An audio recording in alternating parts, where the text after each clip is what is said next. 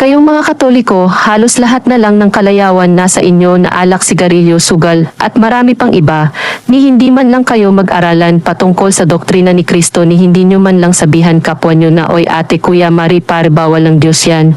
Maari bang iwasan natin yan? Kung ganyan sana, matutuwa pa sa inyo ni Diyos. Ang masakit pa niyan, nagpapakasasa sa alak, sigarilyo, sugal, pero pag time nagipit sa buhay, grabe ang pagkabalisa, saka lang naalala ang Diyos. Ay Timoteo versikulo 6 na Kapitulo 10 hanggang 12 sapagkat ang paibig sa salapi ay ugat ng lahat ng uri ng kasamaan, na sa pagnanasa ng iba ay nanggasinsi sa pananampalataya, at tinuhag ang kanilang sarili ng maraming mga kalumbayan.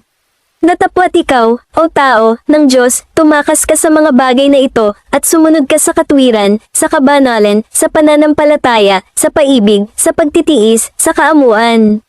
Makipagbaka ka ng mabuting pakikipagbaka ng pananampalataya, manangan ka sa buhay na walang hanggan, na dito'y tinawag ka, at ipinahayag mo ang mabuting pagpapahayag sa harapan ng maraming mga saksi.